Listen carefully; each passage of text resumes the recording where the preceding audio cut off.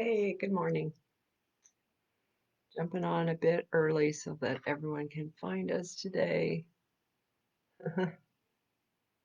So it's very good. Yay, Gail, you found us. That's wonderful. I think I'm in an earring season.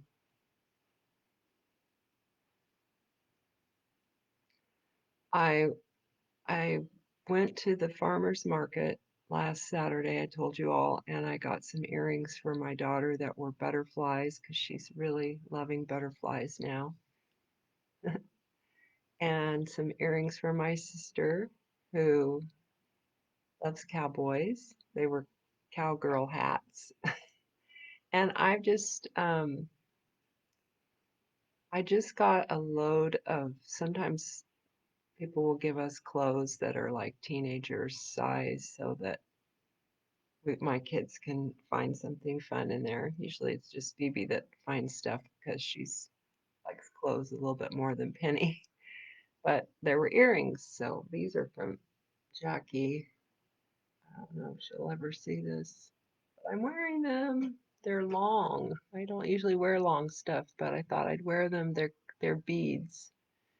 And then it goes with my shirt that I got at Old Navy with the California poppies.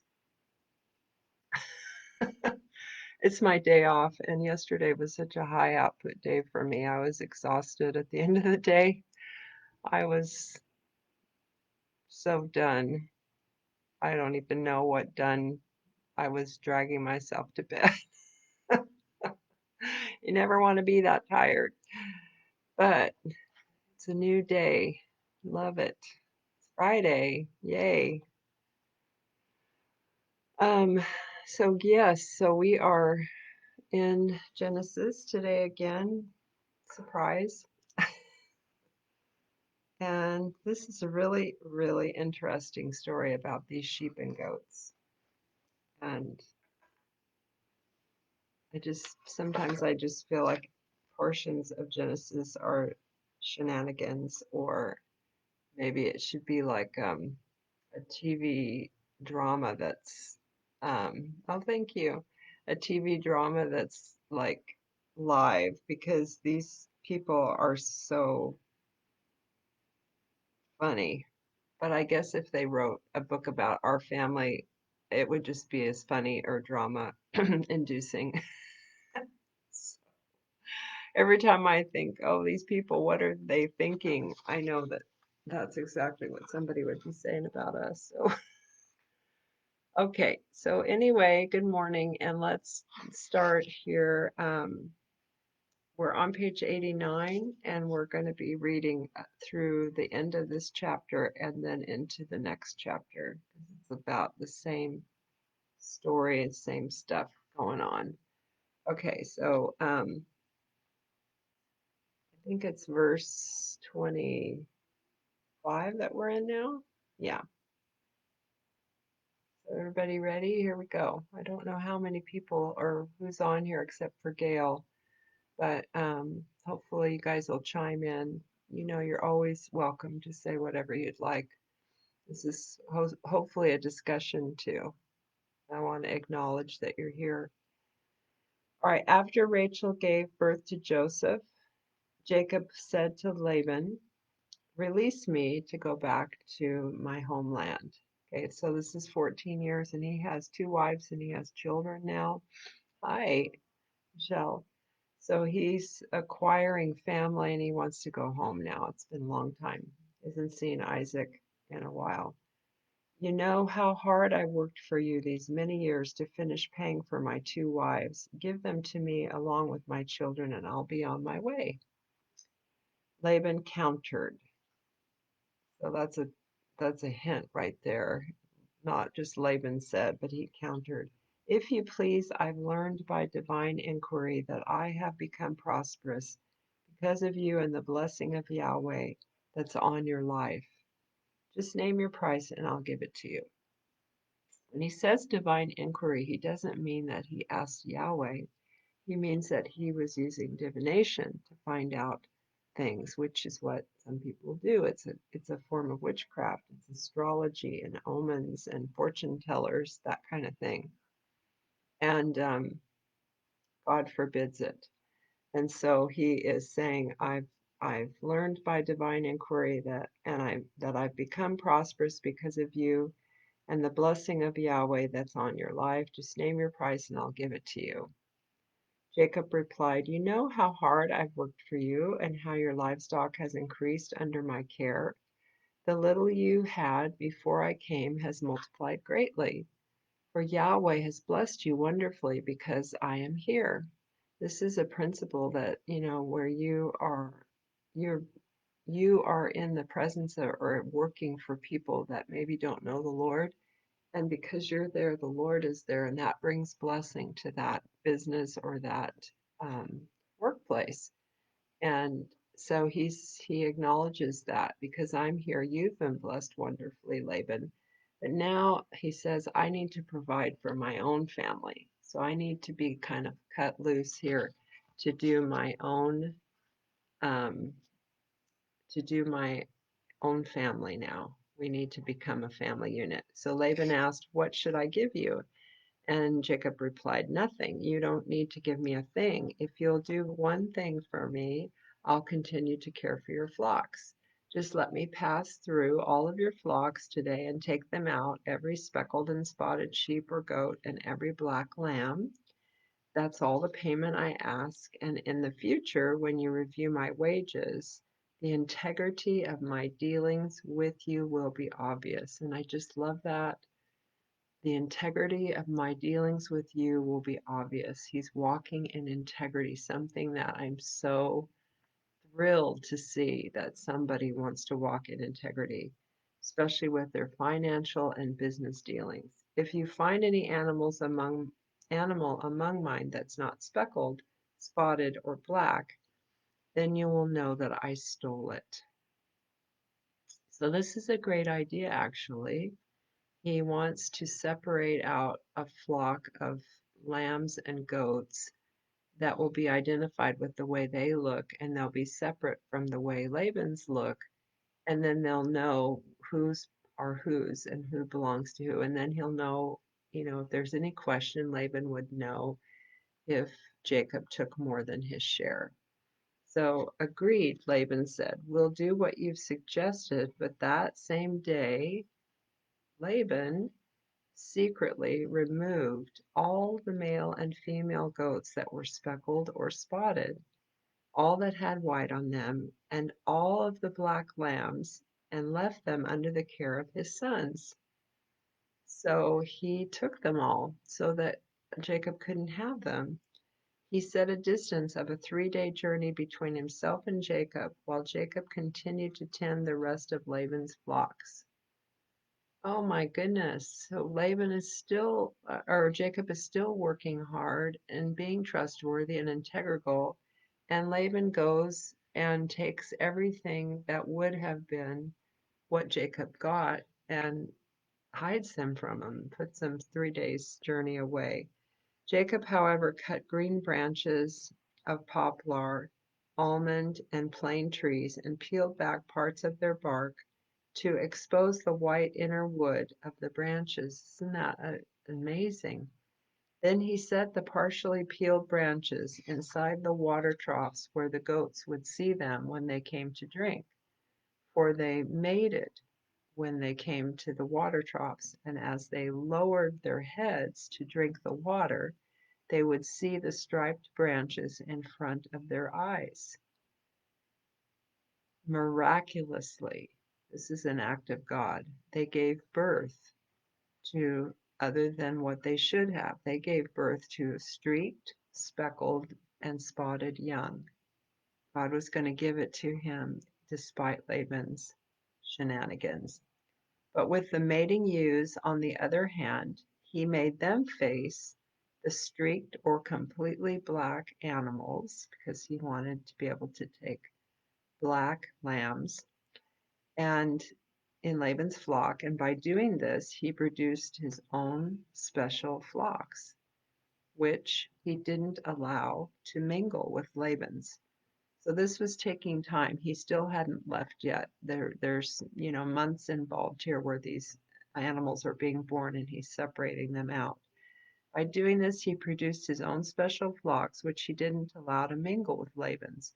Moreover, every time the stronger females were in heat, Jacob laid the partially peeled branches in the water troughs in front of the flock. So they already had the animal, the baby, inside of them, but God was supernaturally touching the coloring of their, outer covering, and changing them by the animal looking with their eyes into the water. Jacob laid the partially peeled branches in the water troughs in front of the flock so that they would mate among the branches. But he didn't place the branches in front of the scrawny goats when they mated, leaving the feeble animals for Laban and the stronger for himself. In this way, Jacob quickly grew very wealthy. These are strategies that God gave him, and owned large flocks, a great number of camels and donkeys, and many male and female servants. This is God teaches us how to work, and he gives us strategies, but he's also giving him divine favor. He's actually breaking in with the miraculous, and he is blessing Jacob, but also there's this thing in here called obedience and integrity that Jacob's walking in. And we'll find out later that Jacob had a dream, and that's why he knew to do this. And sometimes we don't act on the things that God shows us, and then we kind of miss the boat. But Jacob acted, so there's obedience required here too. And so before I go on to chapter 31, which I do want to do, I just want to see what is going on in the comments here. Um, Kathy. Hi, Kathy. Oh, all right. Yes, you are taking a credential test. Oh, to teach, maybe. Is that what you're doing? Okay, you're going back to work June 8th, and you're not, I know we haven't seen you on here for quite a while. I hope you're okay. Yes, okay, and good morning to Linda. And yes, okay. All right, so then now we're going to chapter 31. Now Jacob heard that the sons of Laban were complaining, everything Jacob owns he has taken from our father. So Laban's sons are now complaining. He gained all his wealth from what our father owned. And Jacob saw that Laban no longer viewed him favorably as he once did. So now there's a shift and probably a jealousy, and just not there. He's not looking at his son-in-law favorably. Then Yahweh said to Jacob, return to the land of your ancestors where you were born. So now he's giving him a directive, and Jacob has to go. And remember, I will be with you. So he's saying, don't worry about any of this, just get your stuff and go. So Jacob sent a message for Leah and Rachel to meet him in the field where his flocks were grazing. And when they arrived, he said to them, I can see that your father's attitude towards me has changed. But the God of my father has been with me. You both know I've worked for your father as hard as I could, although he's cheated me and reduced my wages over and over. So he's just not treating Jacob right. He's not only reduced his wages over and over, he's cheated him. And so he's just, there's not a lot of love here, or like a father's blessing for his girls, even though he gave both of them to him to be his wives. Yet God has not allowed him to harm me. So that's Jacob's, thankful that he's still alive. And if he said, the speckled ones will be your wages, then all the flock were speckled. And if he said, the striped ones will be your wages, then all of them were striped, because of these miracles, he acknowledges that these are miracles. God has taken away your father's livestock and actually given them to me. So he's he's receiving from God what is rightfully his because Laban's not being the employer, the father-in-law that he's supposed to be. And yeah, so God, his father, is taking care of him. Jacob continued, once during the breeding season, I had a dream. I saw that the male goats who were mating were all speckled, streaked, or spotted. In the dream, the angel of God called me by name. He said, Jacob. And I said, I'm here.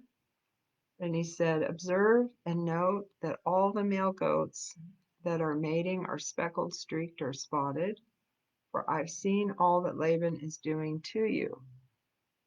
I'm the God who appeared to you at Bethel, where you anointed a pillar and made a vow to me. Now leave this land at once and return to the land of your birth. So he's saying, I'm still here. I'm with you. You finished here, and I want you to go home now. Then Rachel and Leah answered him, our father, meaning Laban, doesn't want us to inherit a portion from his estate. Hasn't he treated us as outsiders and not as members of his own family?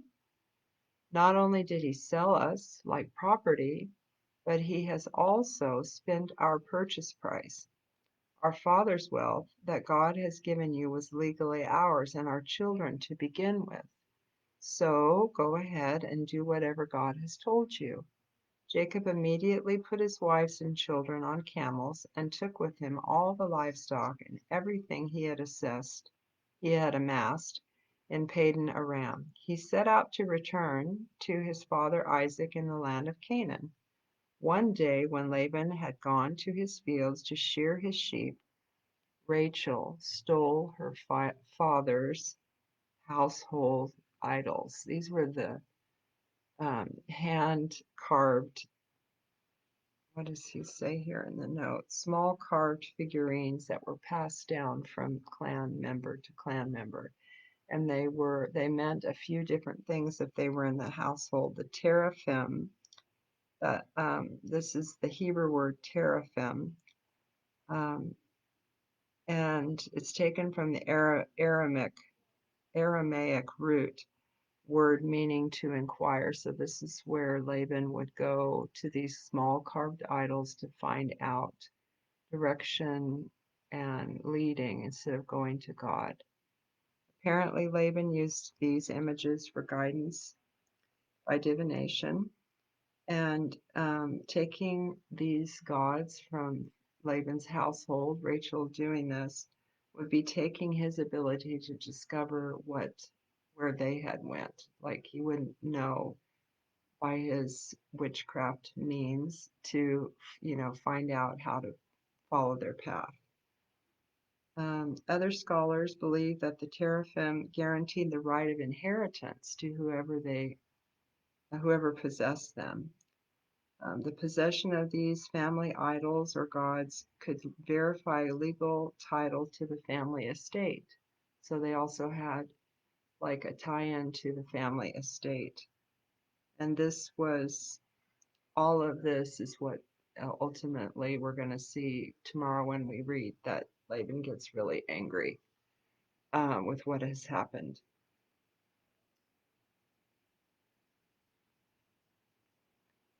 Um, I just want to go back to the portion where this miracle was happening, and I do want to see. Oh, hi Barbara, you're on now too. Hi. I do want to see uh, what what Brian Simmons brings out in the notes about how these animals were turning color by their eyes looking at these pieces of wood in the water troughs. This was not simply principles of animal husbandry, he says, but a divine miracle revealed to Jacob through a dream. God always has unique and puzzling methods to perform a miracle. And here's a few examples.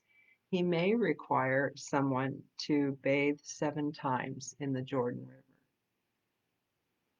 It doesn't always make sense to us, right? But he's asking for people to obey what he says to do. He may part the Red Sea, or he may have the sun stand still. But God displays his creative power through the birth of those multicolored young goats.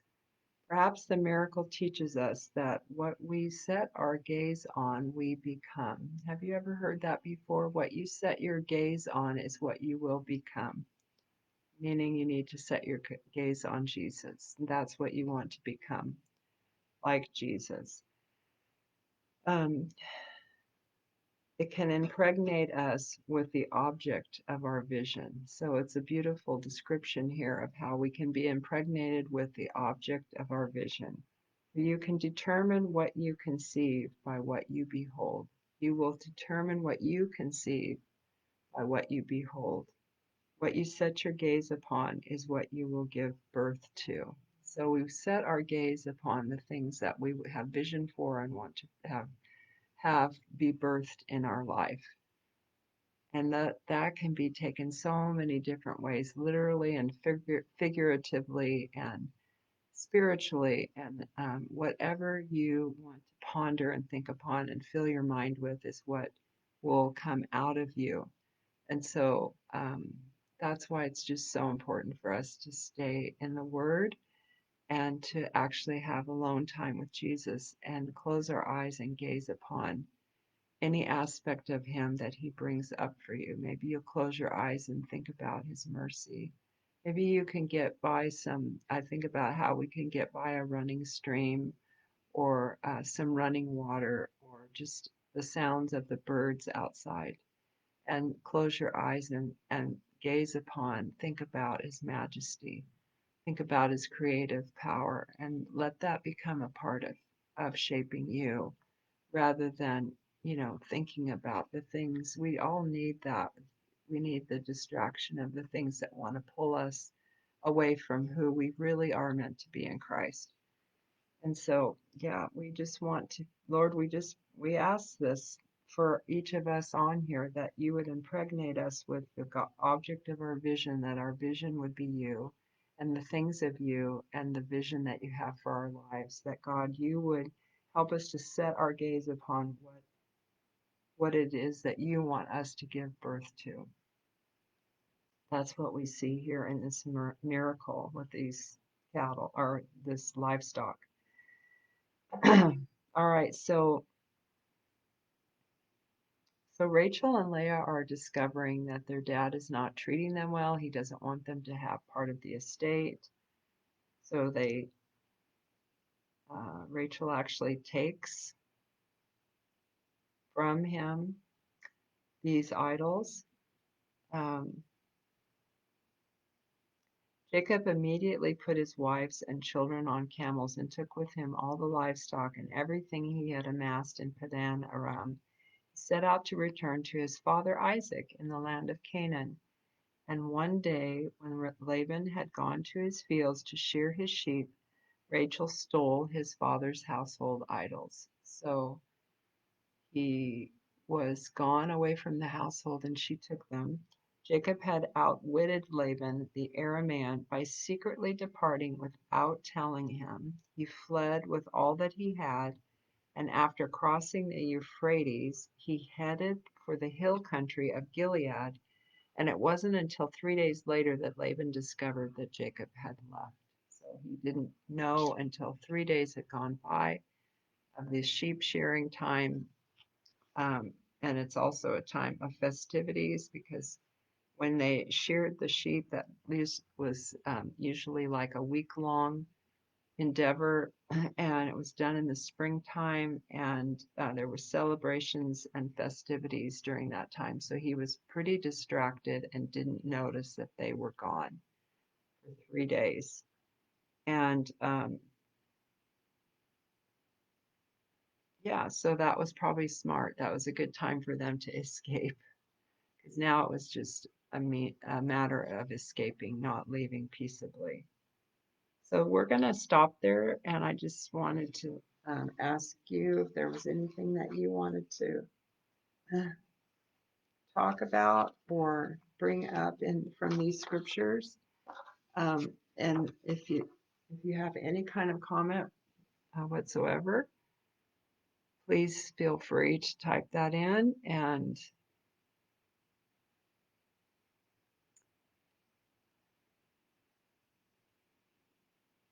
yesterday, if you were wondering about how yesterday went for me, I was on here later than 8 o'clock because we had a flood in our garage, and um, the they came and they had to replace a big tank that has to do with the water pressure from the well that's in the back of the house, and we're on a well here, and it had rusted through, and so water was coming out of these little holes, and I could have turned it off the night before when I first saw the water, but I didn't know how to do that, and so it through the night went all through the garage. And so our neighbor actually was really helpful and came from next door and helped me with bringing a fan, which was small, but really with the heat here, it was very hot yesterday, 100 degrees.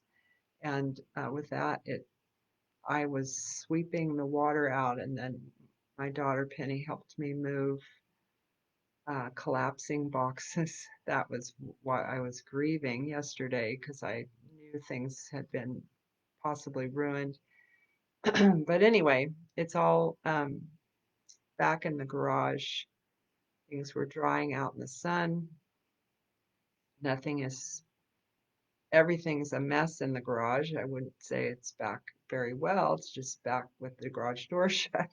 So I guess the Lord wants me to take care of organizing that and perhaps getting rid of some things if don't they if they were damaged. So I don't know about that yet, but I had a lot going on yesterday, from beginning with this time that I dearly cherish all the way until 8:30 when I was finishing a class that I take in the evenings. On Thursdays, I told you about a class our church is offering on giving, and so that was a blessing. My sister came over. My sister brought me something I hadn't had in a year and a half, which was a Carl's Jr. Beyond Burger. Have you ever had one? I don't know how you feel about that, but I don't really eat meat, so I was so tired. I just wanted someone to bring me something already cooked.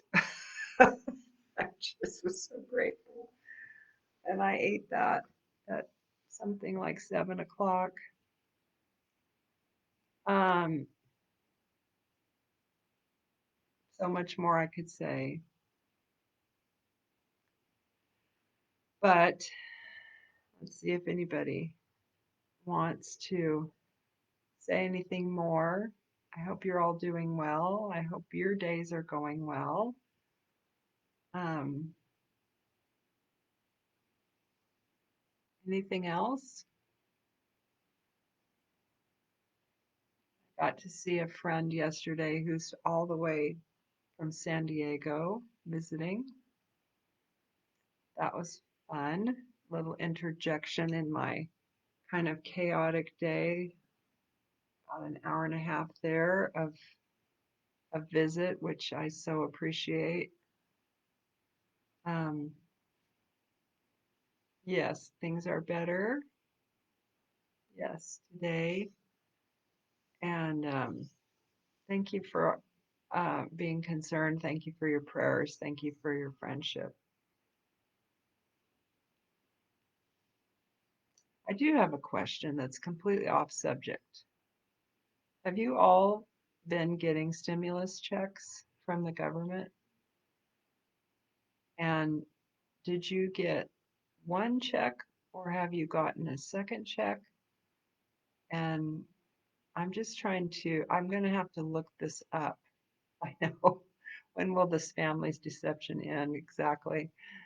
I just want to look up what's going on because I haven't been watching the news about how they're sending out monies, or I just wondered if anybody was up to speed on this. Only one check. Okay. And that was maybe like a month ago or something? Because, okay, one for you. Okay. Let me know if you guys hear of anything about a second round, or have you already? I'm out, again out of the loop with the news on this. If they've announced that they're going to be doing it again, or has some kind of bill been passed, package that I missed, where they're going to do it again. All right, that's my question of the day. Okay, I'm going to ask a few people that maybe are in the know too. Okay. So is it hot where you're at? Like I said, it was 100 here yesterday. That's about as hot as I like it to get, but it actually gets much hotter here just for a few days in the summer. What are you gonna do? I'm so thankful for air conditioning and fans running. It's funny because my dogs will go out thinking they want to sit in the sun for a little bit, and then they realize how hot it is, and in they go. Yes. Okay. So you should get a check for your lost wages if you have your own business like I do, but is that something that they just decide to give, or do you apply for that? I think I need to look online. Yes, it's hot there in Texas. Ooh,